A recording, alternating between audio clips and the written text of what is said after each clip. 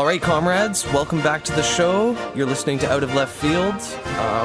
With us as always is our co-host Mac and myself Ben, and we're going to try something a little bit different today. Normally we talk about Canadian politics from a socialist perspective, but we're going to turn our attention down south to Venezuela.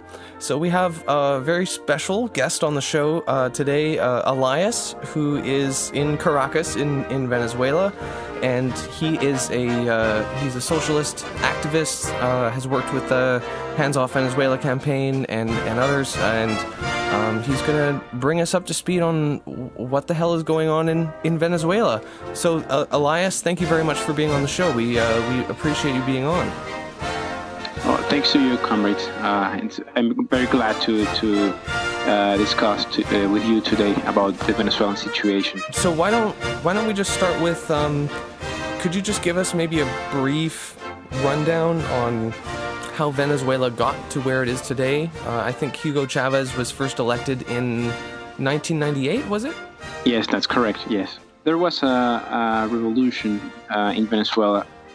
In the last 2 decades, started more or less with the election of Hugo Chavez, as you already said. But we have we had a process of accumulation of social contradictions in the 90s.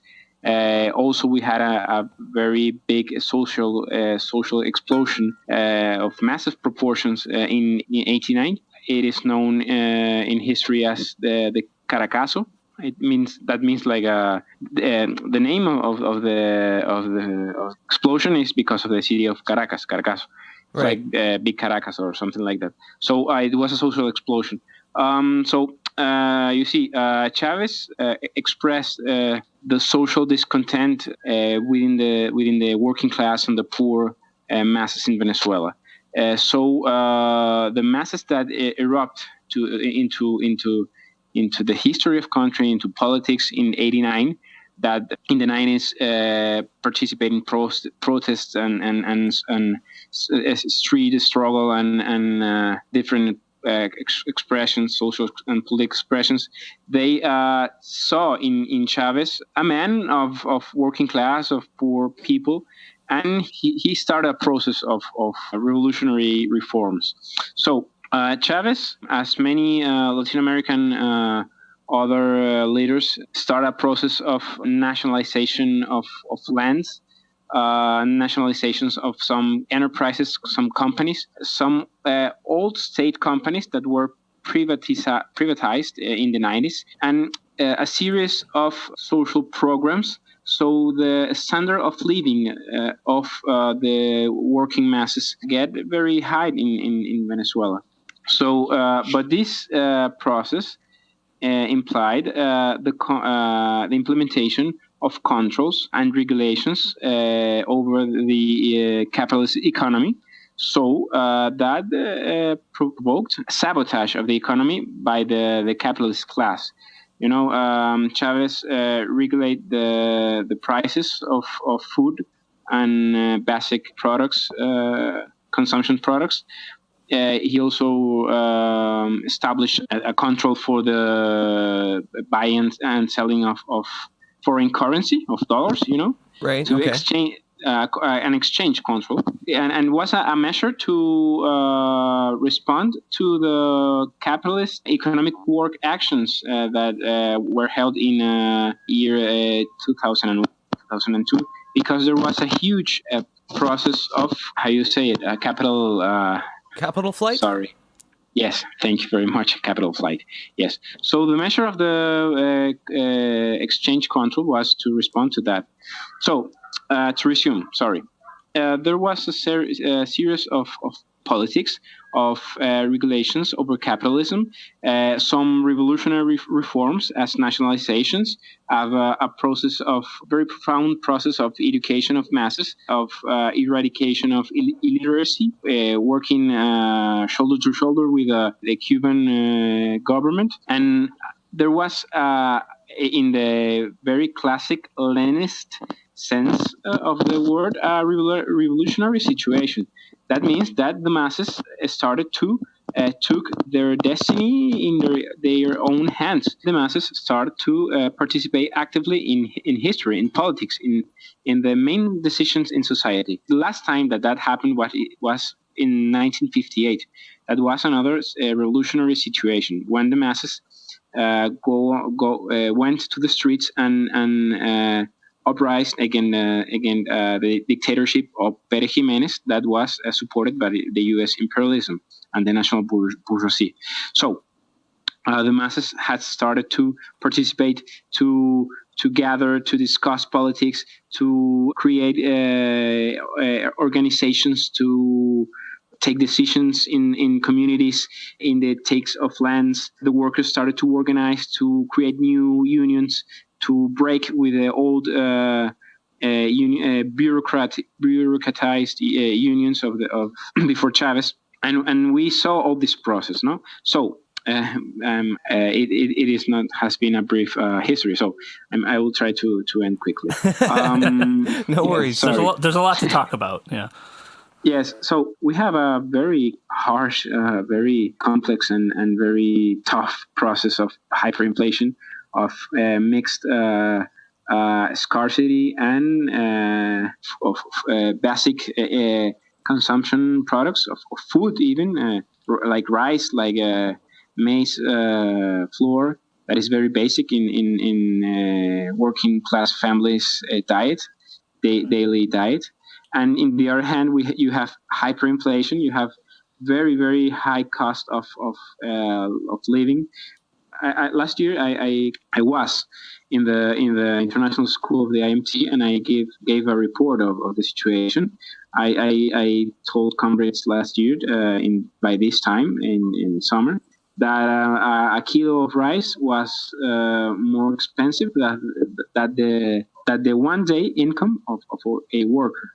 But right now, 2018, June to 2nd of June, 1 kilo of meat for beef steak or any kind of meat, it is more expensive than 1 month of salary of a worker. Christ, that is amazing to hear, because here in Canada we get, I'll say it mildly, we get rather inconsistent reports from our own media about what's going on, and just to hear it put in that kind of fairly straightforward terms, I think really does bring the issue home here. So, I mean, here in the West, in Canada, most of the news reports that we hear about Venezuela is all gloom and doom and hyperinflation, and we see the protests in the streets and people getting shot at and all sorts of crazy instability. So is this situation on the ground in Venezuela as bad as the media portrays it to be? Is it worse? Is it better? Okay, look, there is some things that must be said. Media is commonly bourgeois media, bourgeois press. So the campaign against Venezuela about the situation in Venezuela is not new. You can confirm to me that probably in Canada, surely in the US and Europe and all of Europe, bourgeois press has been saying that Venezuela is a chaos, not now, since a decade ago. No? I think I'm right in that. Oh, so, absolutely. Oh, no, there's nothing that the press here in Canada wouldn't say or demand of Venezuela, up to and including just a straight-up coup, which there have been plenty of articles written in papers here that suggest that that's the best way out. Yeah. So it's a very right-wing position commonly, no? So right now the problem is that we have in some sense, what bourgeois media are saying, it is true, because it is real. We have a serious hyperinflation crisis. We have a serious food crisis. Working class is the living condition of the working class is being destroyed by hyperinflation. So you have last 2 months, you have an uprising of struggle, of class struggle.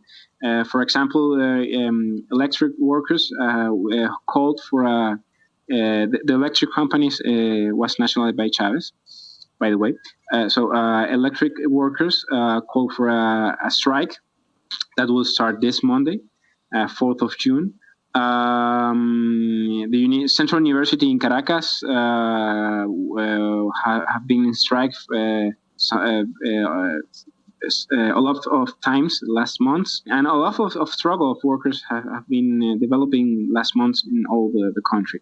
But the issue is the position of bourgeois right-wing media, traditional bourgeois media, in Canada and in Venezuela and internationally, has a very precise political interest to help to counter-revolution in Venezuela, and internationally. So now they have in favor that, yes, there is a very harsh situation for workers, but the situation in Venezuela is not the consequence of socialism, because there has not been yet a complete socialist revolution in Venezuela. The consequence of situation is the combination of revolutionary reforms over capitalism, the regulation of capitalism by one hand, and in the other hand, the very radical sabotage from more than one decade by capitalists and landlords in production of food and all kind of merchandise of products in the country, in the whole economy. Okay, that actually leads to a good question, because what I would like to ask is to what extent is the crisis in Venezuela to do with that sabotage, and if so, could you provide some examples of what that sabotage is, and to what extent is the economic crisis in Venezuela due to economic mismanagement or, say, poor leadership from Maduro, for example? Yes, there has been sabotage, as I said in the previous questions, since the arriving of Chavez to power, to the government, since the starting of Bolivarian Revolution. And that's not the first time we saw this phenomenon. If you do an Marxist analysis, a very real socialist analysis of what is happening in Venezuela, of what was happening in last 20 years, you can see the same facts that happened in Nicaragua and that happened in Chile. The government applied regulations over capitalism. They fixed the government fixed price of food, for example, so the working class people that were very, very poor, in Venezuela, could start to get feeding better and fight against hunger. The control of exchange and other regulations. So that if that measures that were correct in the beginning did not go into a complete socialist revolution, that means into the nationalization of all the big monopoly companies, that of all monopoly industry, of all lands, the bank system, and so on, and I don't know the word in English, the comercio exterior, the foreign commerce, and the big internal commerce, private commerce, that will lead to a sabotage of the capitalist class. What happened exactly? You see, for example, maize flores is very super commonly in Venezuela. We eat all mornings and nights to make a national kind of typical Venezuelan bread. So it is called arepa. So it is a very working class consumption product. The government regulated in 2004 after the coup against Chavez, and after the economic sabotage to the oil industry in December 2002 and January 2003.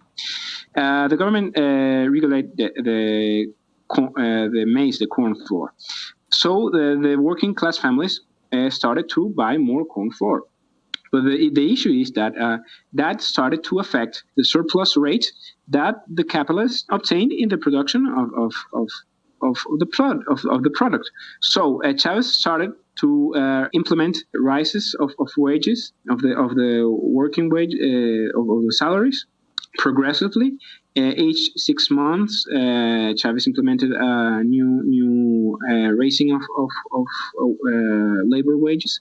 So in the end, that will affect the surplus rate. No, the issue is this. Is an example only. Marx explained that capitalism. Bourgeoisie invest where it can get a more higher surplus rate. No? So the capitalists started to distribute the maize flour in the supermarkets where it was going to be sold in regulated fixed prices to working families, but to sell it into restaurants and other commercial establishments where it was used as raw material to another food products that were going to be sold in higher prices. So they were going to be paid a higher price for the corn, for the maize flour. That means that it started a huge generalized process of sabotage of production of these regulated products. Other kind of sabotage was that the capitalists also developed, that was also like a decade ago, a very peculiar form to bypass the price regulation.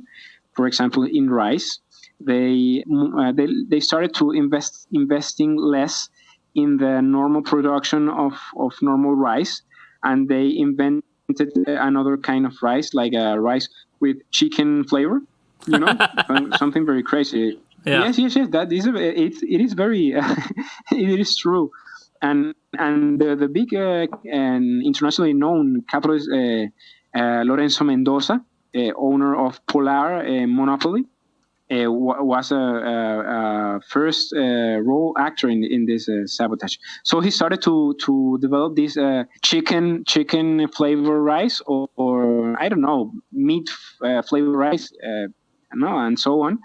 And that rice, because it had another raw materials in the production of the commodities, was had a higher price in the selling. So that way he could get his surplus rate again recovered.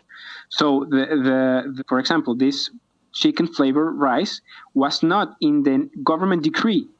It was not listed in the government decree of price regulation, and working class people when they get to the supermarkets, they couldn't find any kilo of normal rice, but they get a full all the supermarket full of chicken flavored rice. And that was a normal. It get like a normal form to bypassing the control. So we have a decade getting used to it with that kind of stuff. The government respond to that not with revolutionary measures like occupying with the workers the factories, the rice factories, and so on. But with more regulations and more decrees, and like 3 or 4 years maybe ago, there was a decree prohibiting the production, for example, of chicken flavored rice, and that's very stupid because in that case, the capitalists will get another new form to violate, like beef flavored so, rice or whatever, yeah. For example, and yes, etc. So the main problem is that reformists within the government didn't had confidence in working class and the capacity of working class of making real important changes in production in to winning over the sabotage, no? to fighting the sabotage with revolutionary methods, and they respond to the lack of these products, to the scarcity of rice, for example, with a lot of import of rice from the exterior, from Brazil or from any other country of Latin America. So when the oil prices dropped very, very, very profoundly, very low, kaboom! You had an economic explosion. because now government cannot provide as earlier all that tons and tons of rice in the public sector markets, public owned state owned distribution companies, and people started to only get the possibility to get the rice in the private sector in more and higher. So that in last term means a very hard point, if you like the term, to the salary of working class. That's an example of sabotaging of the economy. Yeah, I think that's a really good example because I know plenty of sort of social democratic governments in provincial governments in Canada have tried to sort of regulate capitalism into doing what it wants, and every step of the way, capitalists just find a way around the regulations, whether it's, as you said, chicken flavored rice or any number of other things. It's a kind of a classic move. The government puts in a new law, the capitalists find a way around the law, the government puts in a new law, and the bureaucracy just gets more and more complicated and less principled. Like, there's no clear logic to any of this. Why is chicken flavored rice banned? Well, because of this thing that happened some years ago, and who even knows anymore? And why is this particular kind of rice being produced in quantity? Well, who even knows? The issue, I mean, the principle of, cheap food for people ends up being kind of lost in this just swamp of regulations and confusing like just red tape, basically. It's like we say here in Venezuela, it's like mouse and cat playing. Cat and mouse, yeah. So, I mean, I guess what I'm taking from what you're saying here is that the most, let's say, problematic aspects of the Venezuelan economy that are producing this instability and hyperinflation and scarcities of goods are the parts of the economy that the Venezuelan government has not yet nationalized? Yes, in some sense, that's correct. Yes, the main, for us, for Marxists, the main cause of the crisis is the not completion of the socialist revolution. When you take a part of the capitalist economy, when you nationalize only a part of the banks, only a part of the lands, only a part of the industries, but you left in the hands of the capitalists the 80% of the banking system, 80 or 90% of the industry and the commercial system, and also of the production of food, you will have in last term this huge crisis. If you study Nicaragua very deeply, you'll see the same phenomena. If in Nicaragua the Sandinists would won the 1990 elections, they would have had the same process of hyperinflation as we have here in Venezuela. As a matter of fact, they had at the end of the Sandinist decade in 1990, they had, if I don't remember wrongly, if I remember correctly, they had like 30,000% of inflation, accumulated inflation. Jesus. Year after year, yes. And with Allende in 1973, they had 300% of accumulated inflation. But if you see, Allende was only 3 years in government because of the coup. In the case of Chile, if the coup didn't occur, they would have the same development of inflation process as in Nicaragua or now in Venezuela. In the three cases, in the three historical examples, Nicaragua, Chile, Venezuela, you have the same causes. You have revolutionary processes that didn't went through the end, through the completion of socialist revolution, that nationalized some parts of the industry, of the commercial system, of the banks, but did not went through all through the end.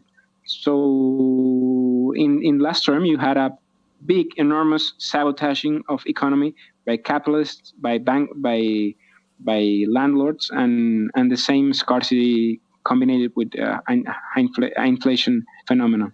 So the high inflation then, do you think that's just cause between this sort of contradiction between the limited reforms of attempted socialist revolutions and the capitalist class trying to desperately fight back against that sort of progress in order to, I guess, prove that socialism doesn't work through their conscious sabotage of the economy? Yes, in last analysis, yes, but last analysis is not sufficient, 100% sufficient to explain all the phenomena. For example, I haven't said yet that in the last 2 years, maybe 3 years, you have another important aspect of the has been permitting to the jump of inflation into hyperinflation. That is the enormous. You can, guys. I need you to help me here with the term. Okay.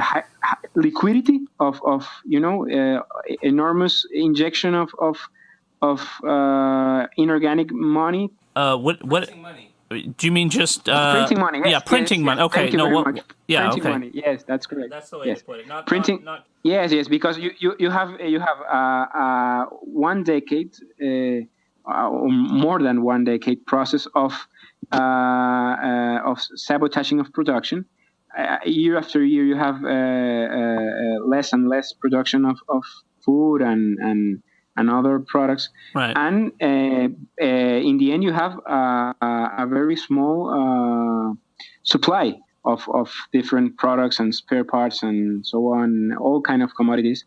And you have how the government responds to that within the reformist frame policy, very, very, I have to say it seriously, very, very, very blind, very erratic. They only print money and print money. So you don't solve anything. All prices are getting higher and higher. So now you have really the government has a lot of responsibility from that point of view in actual two last years hyperinflation crisis. So do you think that Maduro has done a very good job of carrying on the progress that Chavez made? Is he carrying the torch of the Venezuelan revolution, as it were, or has he kind of dropped the ball? What do you mean by drop the ball? Sorry. Oh, shit the bed. You can.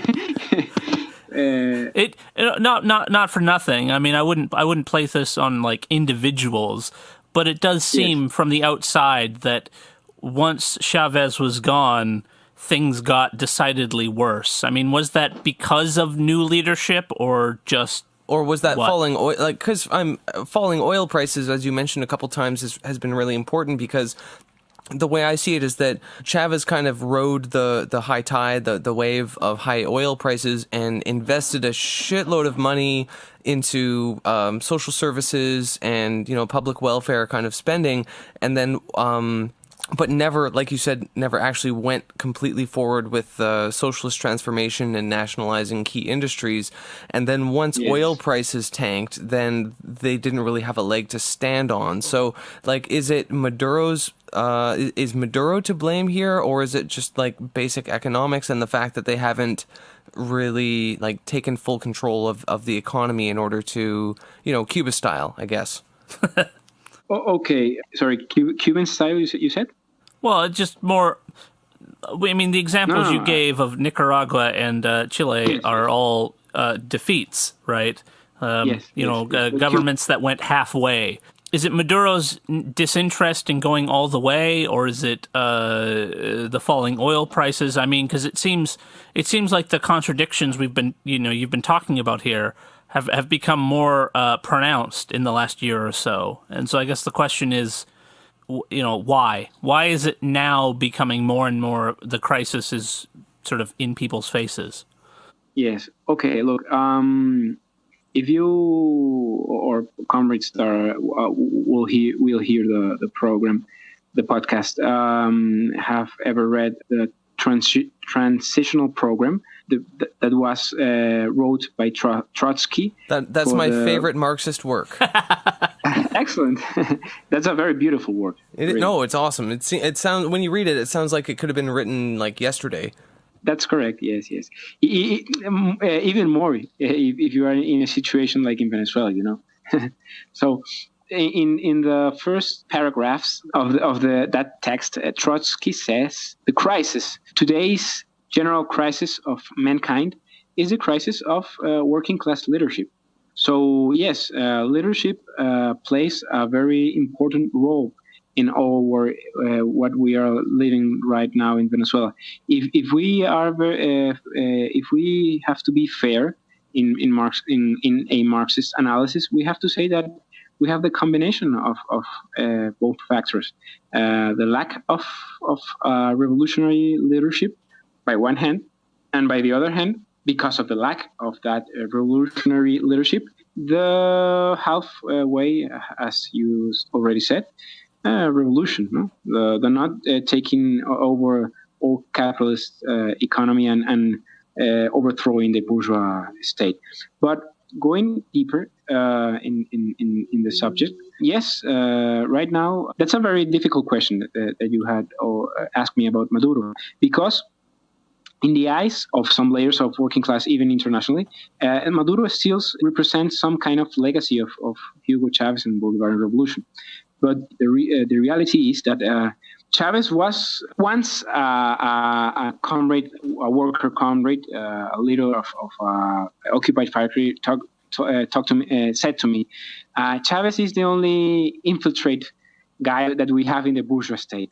He meant that with that Chavez was the only member of the Bolivarian leadership that really connected with the interest of the working class in Venezuela and internationally. So it's a tragedy, but it is a historical fact that the majority of Bolivarian leadership have been passing through a process of degeneration in the last 2 decades, because with the winning of the election and so on, all the other elections, with occupying municipal functions and ministries and public offices and so on, they started to have all that kind of privileges that the bourgeois state knows how to give to bureaucrats in order to have them as slaves of the bourgeois politics.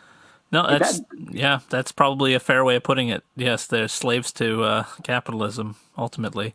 I mean, not as slaves in the sense of a Chinese right now today worker slave or Dubai slave, but I mean with I think you mean yes men. Yes men, yeah. That exactly. Yes men. That's correct. Yes. So. In the process of these 2 decades, Chavez Chavez radicalized to the left after the coup, after the petroleum company sabotage in 2002-2003, and with all the process of attacks of imperialism, of occupation of factories. But also he got some limits, so he didn't, as we said, he didn't go all through the end. But the rest of the leadership were degenerated through the years. So right now you have a group of people that, and that it is a really difficult subject, because, as I said, there is still some layers of working class here, and I think also outside Venezuela, that thinks that the Bolivarian leadership is still as supporting really socialism, but they really don't. They are right now. They are, in some sense, you can say they are administrating the crisis. They even apply in politics of in some sense of less hard austerity. Is very hard to say, but it is the truth. For example, in the last 3 years, the Bolivarian leadership has been rising the exchange rate, the official exchange rate, because they have been, in some sense, pressured by the black dollar market phenomena. So instead of applying a very revolutionary left-wing policy of nationalizing banks, of nationalizing exterior commercial system, of nationalizing commercial system, of import-export commercial system, they have been devaluating the bolivar. It sounds like they're adapting themselves to the black market. Yes. Thank you. That's correct. Thank you. By one hand, they have a speech of against black market, against the war of dollar, against.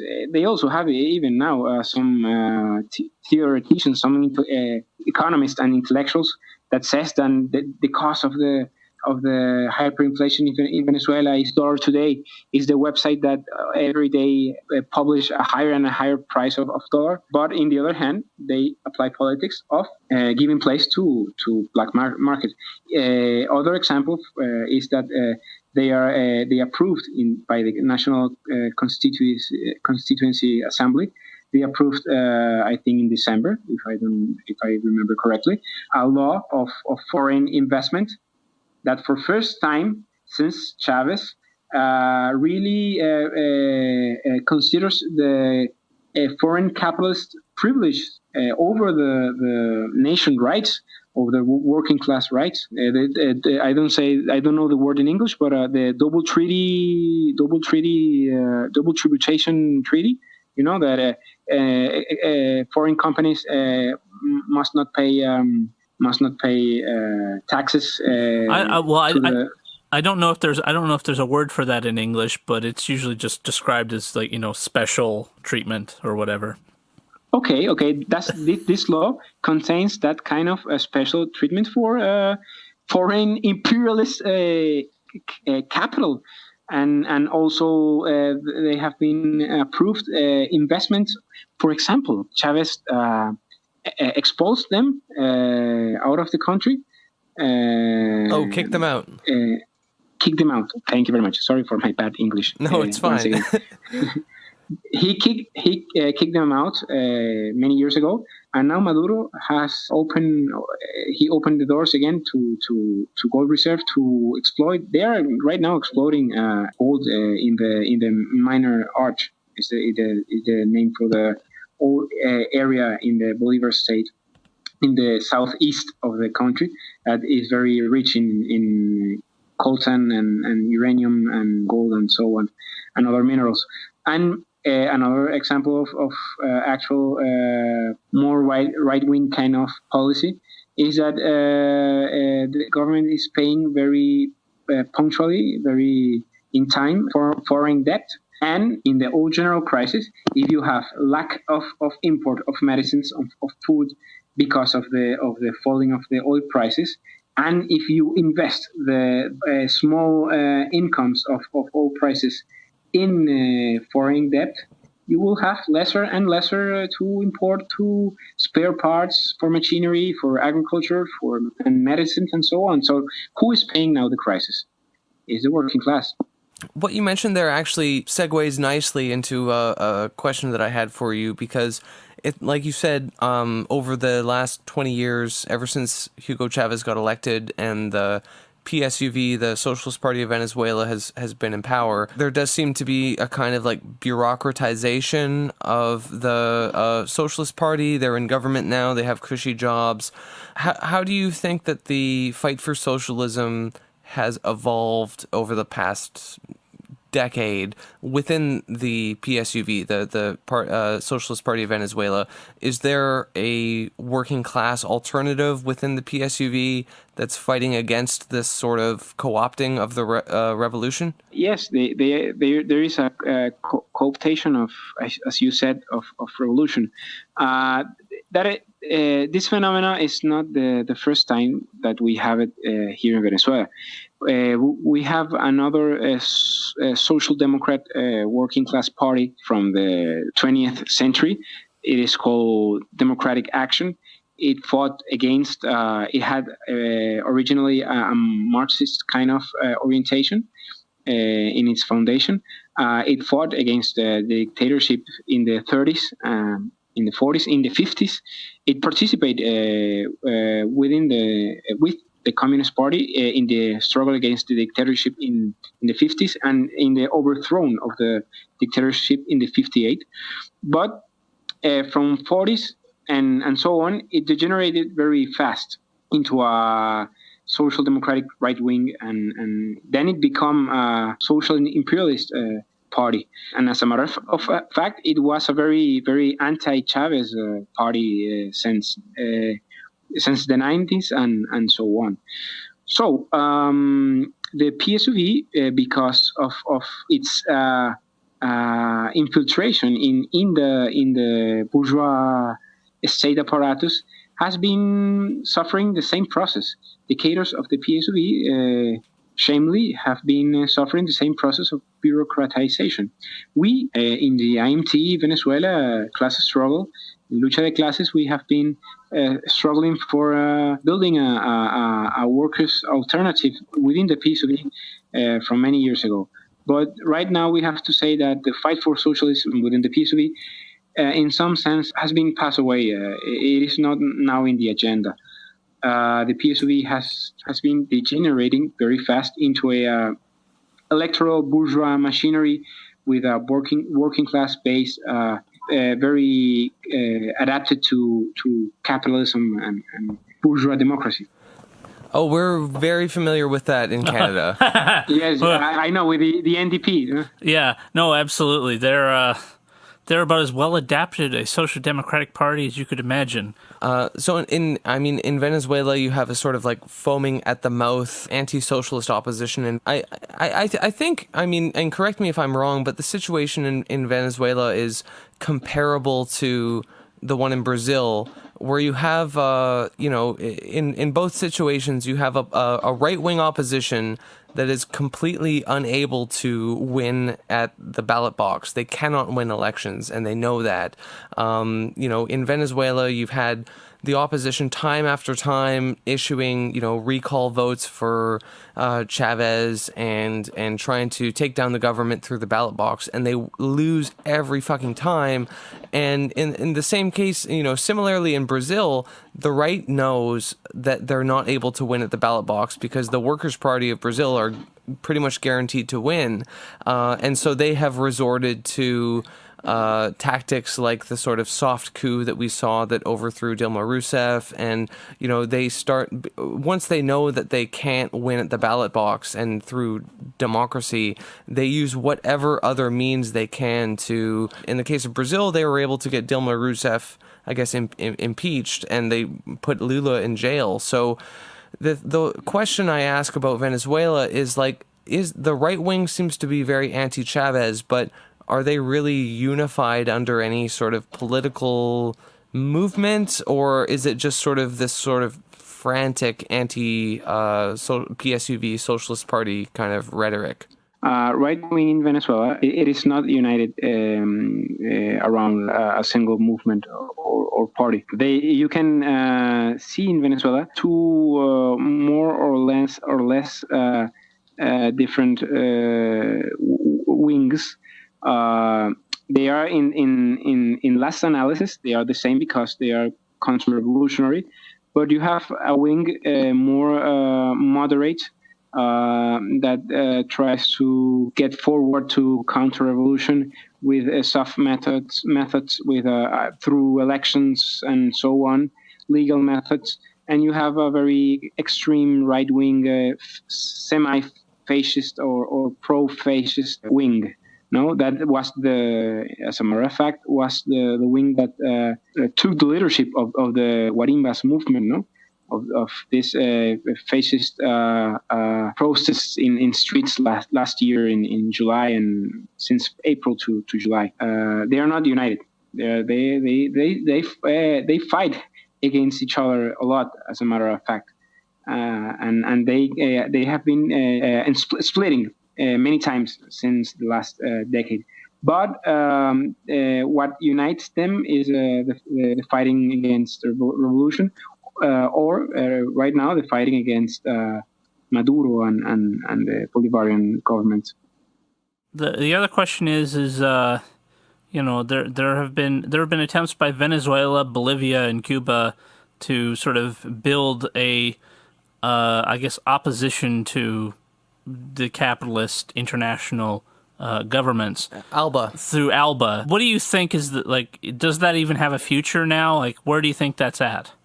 The Bolivarian alternative. The Bolivarian alternative to Latin America in first time had a lot of power that was based in the economic situation of Bolivia, of Venezuela mostly, that permit to support all the social work, all social programs of medical attention to working class, poor people that couldn't get good medical attention in their countries, in Central America, Salvador, and so on, and all kind of cooperation programs of some industrial development, national industrial development projects, and political cooperation, social cooperation, so on.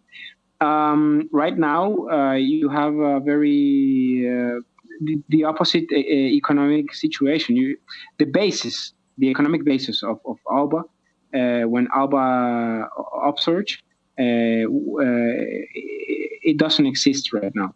So I think the future of ALBA is not the better you can expect.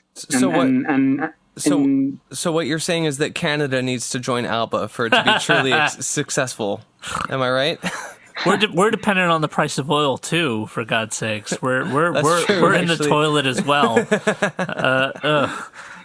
No, seriously though, Canada should join ALBA. Economic exploitation of semi-colonies. In one hand you have that, and in the other hand you have the progressive degeneration of left-wing governments that we have already analyzed. So now the intention is not to the original Chavez intention to promote a very popular Latin American upheaval against capitalism all over the subcontinent, but you don't have all that that tide now. So by that point of view, and by the economic point of view, the perspectives for ALBA are not the better ones.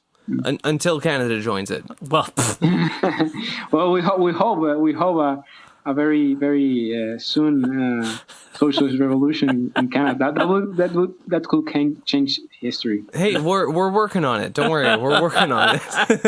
Excellent. So, just to finish up here, what do you think is the future of the Bolivarian Revolution in Venezuela, and where would you like to see it go? What direction would you like to see it take? I have to say some words first. In order to not to seem to a sectarian kind of politician, no, or that my analysis is a ultra left one about the situation in Venezuela, we have to say that we oppose radically to any kind of advance of counter-revolution in Venezuela and all in the continent. We always have been fighting against counter-revolution in as IMT, as class struggle. We have been supporting all struggle of working class, of peasants, of Bolivarian masses against counter-revolution. But the central issue now is that the lacking of revolutionary socialist leadership has been provoking the progressive falling of revolution, the progressive upsurging of counter-revolution. The actual leadership of the Bolivarian movement, its politics, is playing in favor of counter-revolution.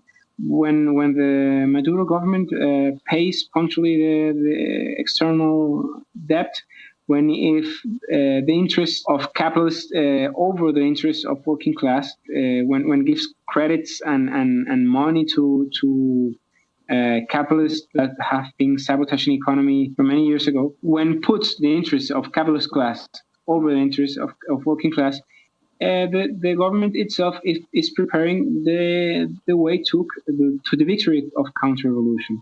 So what we have now is a very complex, very difficult, if I may say, very tragic. When you live this situation, it's a very tragic situation, because we are in a not so slow now path. We're walking through to the defeating of Bolivarian revolution. So the masses in Venezuela have proved to have extraordinary, really extraordinary in historical proportions, capacity of combat, of struggle, of commitment with the socialist cause. Because even now, when people is for you to have a more exact idea of what we are living, the average of people, also kids in Venezuela, have lost like maybe 15 kilos average per person. I mean, of the corporal wage because of the lack of good. They call it the Maduro diet now, don't they? Yeah. The right wing call it the Maduro diet, but Yes. really what we have is the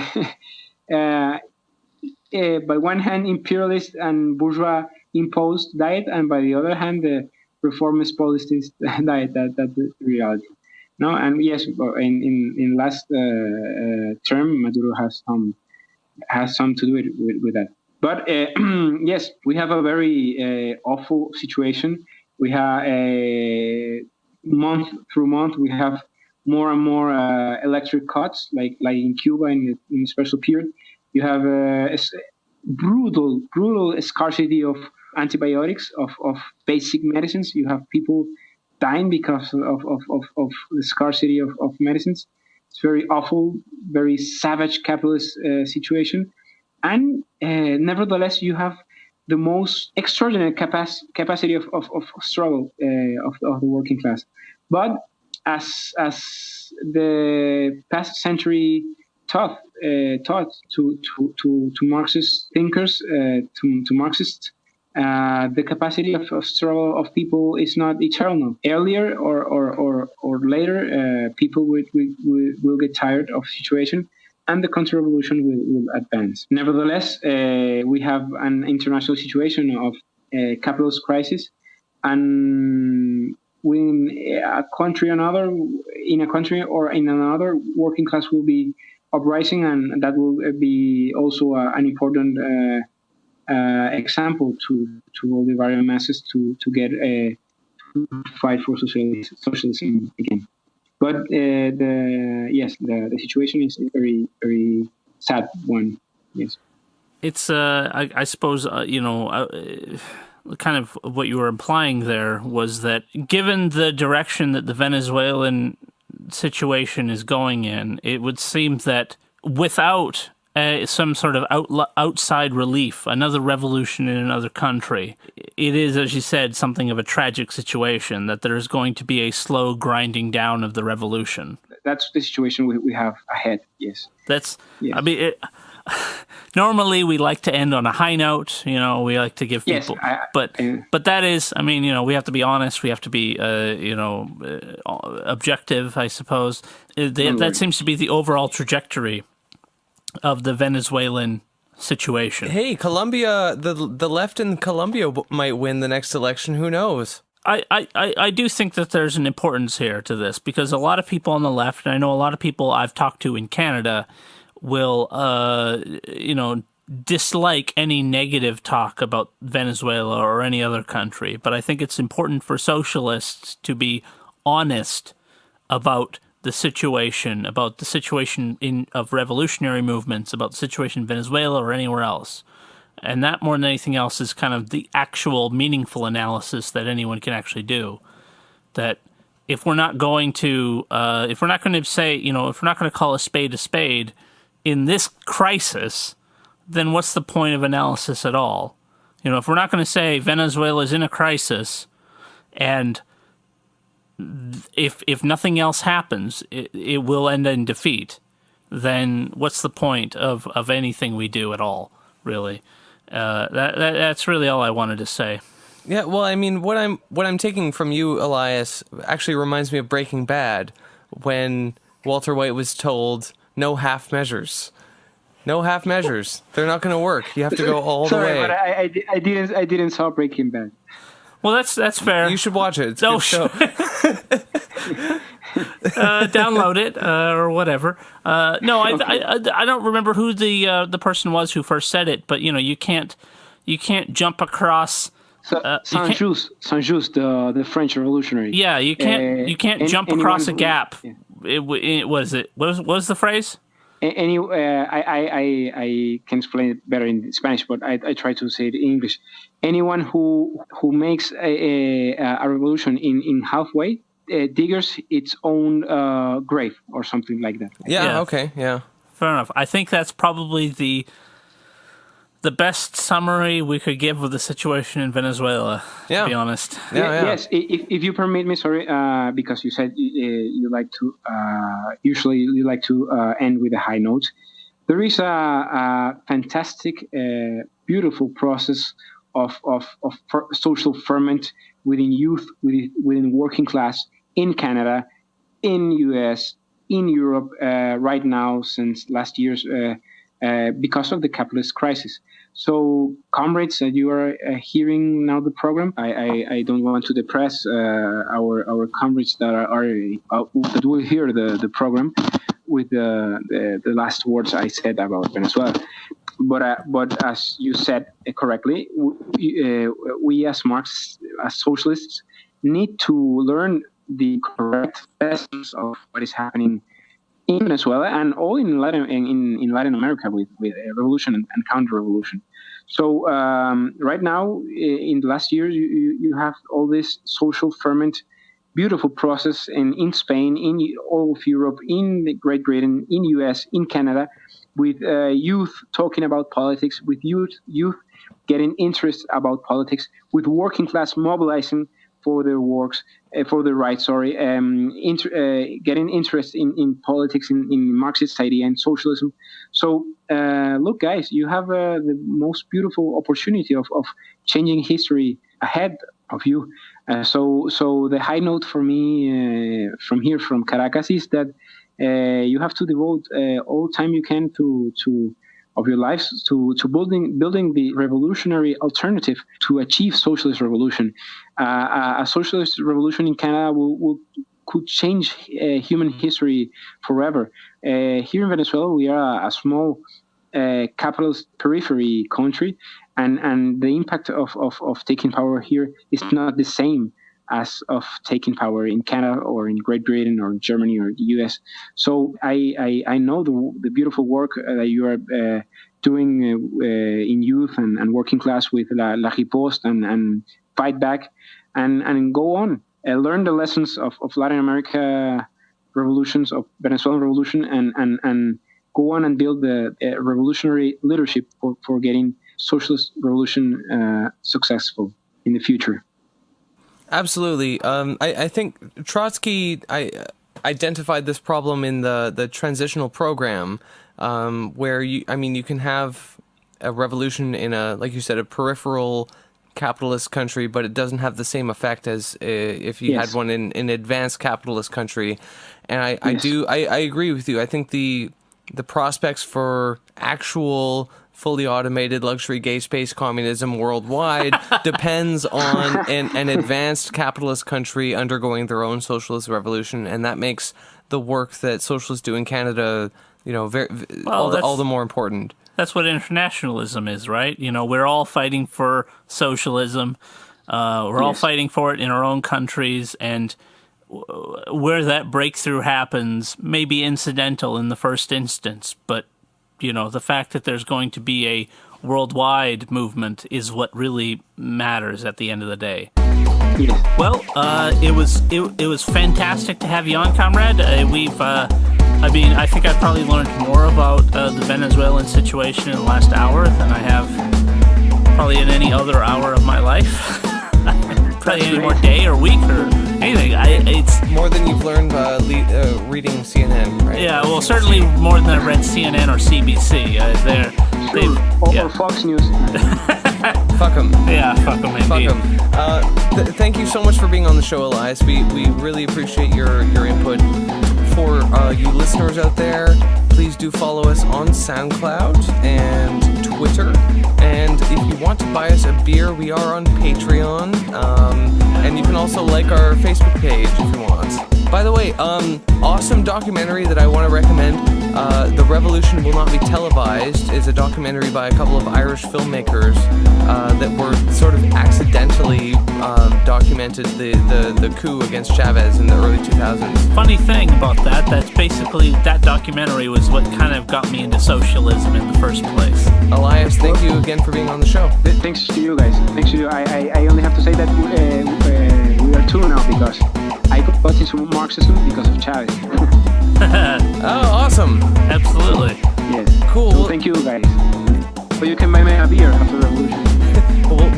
We'll share a 6-pack on the barricades. How about that? Excellent. All right. Well, it was amazing to talk to you. Thanks for Skyping in. Thank you guys. Thank you very much. Unidad, decía Bolívar, unámonos o la anarquía nos devorará. Solo la unidad nos falta, dijo después, o antes había dicho, para completar la obra de